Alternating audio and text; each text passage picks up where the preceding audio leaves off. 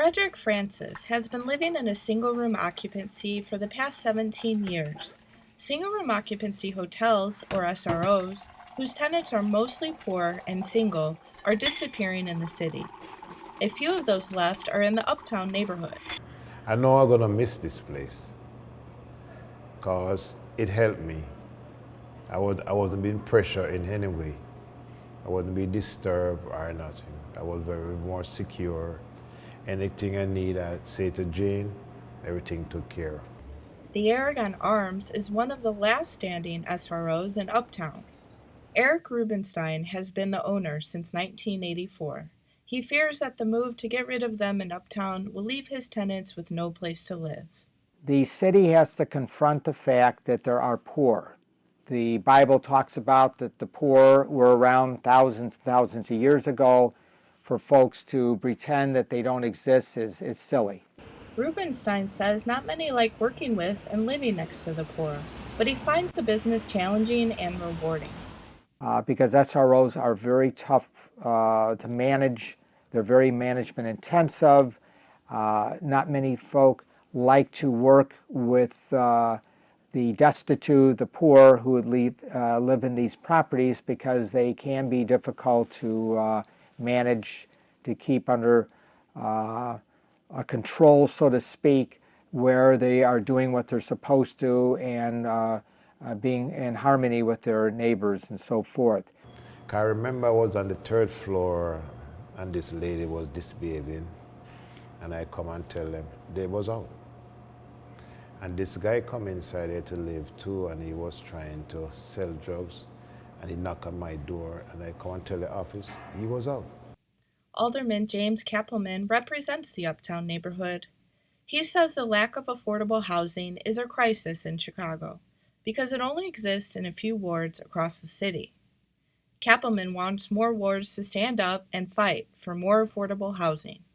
Other wards need to step up, and they haven't, because people don't like having someone living in poverty next to them. But once you do, and I have across the street, they're my neighbors. I mean, it's just, I put my pants on the same way they do. It's not a big deal. The 46th Ward, which includes Uptown, is one of the most economically diverse wards in the city, with extreme wealth, extreme poverty, and everything in between. Uptown has some of the most government-subsidized housing in the city. Community organizer Vivian Tsao of One North Side, a nonprofit that organizes neighborhoods for equality, worries about what will happen to the government housing in 10 to 30 years when the contracts are up. We're seeing a lot of buildings getting bought up in general, being turned into luxury apartments, high-rises. It seems to be a market to buy for developers. And the most recent battle among community members was the teardown of the old Cuneo Hospital at Montrose and Clarendon. Now, 2 towers are going up, providing 630 apartments, with less than 5% classified as affordable housing. It was a wide sort of esplanade sidewalks, and there were commercial buildings. Melanie Ecker is an active community member and resident who has studied the Uptown neighborhood extensively. She says the old Cuneo Hospital site, formerly the Maryville Academy, had a truly unique and progressive architecture. It's been sort of history that's off the radar. The site is often called Maryville, which was its last incarnation. It was a shelter for children after the hospital closed in 1988. One Northside's goal is to make sure all voices are heard during the decision-making process when possible. Too often, developments are plopped into the neighborhood without really any questions of, well, what would you want to build here? Or how would this look to you? What jobs do you think the neighborhood needs? Those questions are not asked. We're just told. The developers who need a zoning change are required to go through the 46th Ward Zoning and Development Committee. Alderman Kappelman says more development will actually make Uptown more affordable. If we don't have more apartments, then our vacancy rate stays very low, and the lower the vacancy rate, it drives up the rents. So I need more apartments here. Uptown has always been a culturally diverse community. It has been the city's port of entry for refugees and immigrants, a place where more than 90 different languages are spoken. But with the new developments come higher property values and new neighbors who tend to be wealthier, college educated, and typically white.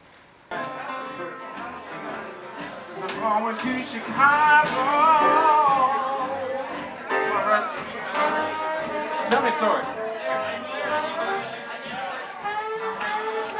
The Green Mill Cocktail Lounge is one of the oldest bars in Chicago, dating back to 1910 during the Prohibition. Al Capone, the most infamous gangster in American history, was one of the famous Green Mill regulars. Dave Gemolo has owned it for the past 30 years. Well, you'd sit at that booth over there is what I was told. You know, you'd sit there, that way you could see both doors. And supposedly no one was allowed to come in or out when he was here.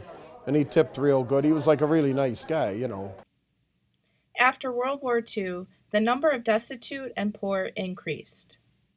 It was rough, and the guys shooting heroin in the booths, and I'd find all the syringes were in the, they'd hide them in the frames and then reuse them. You know, I mean, it was the roughest joint in the world, but I loved it because it's... John Holden, the former president of the Uptown Historical Society, visited Uptown as a kid. I had a number of classmates who were from the Uptown area. They were typically Central and South American students and those of Asian backgrounds, including many Japanese students. So I would come around this community in the 1970s, and it was an adventure for a teenager for sure. A proposal for 197 units on the corner of Broadway and Wilson is in the works, which could potentially put out many of these small businesses. Another development is being proposed for an 8-story building with 147 units on the southeast corner of Wilson and Sheridan. The developments will impact the residential and retail character of Uptown. The other piece that I think is a concern for people is that it's not just about affordable housing, it's about affordable commercial. Many people have been able to start businesses here or have businesses here because the overhead was low, and a lot of people don't talk about affordable commercial, but that can radically change the look of an area and also the things that are there that are interesting to people. Much of the Uptown community welcomes the new and wants to keep the old. The goal is to unify and maintain its diversity while preserving its colorful history. You have more poor being moved, if you will, or forced into areas that they didn't used to have to live in, but they have fewer economic options. The number of low-income residents living in Uptown subsidized and unsubsidized housing stays for now. But what about the future? If an effort was made by city elected officials, or even in the county, even the state, who truly wanted to help the poor and not just give lip service saying we ought to do something, and then when provided opportunities to do something, they don't want to be involved, and in fact will discourage you. It would take a monumental effort, as I see it, to get true commitments from elected officials, because so much has to happen from there. We do not know what will happen to us tomorrow. Life is unpredictable. And you find yourself in a bond, you can get displaced, you can pay a small rent, save, build yourself up,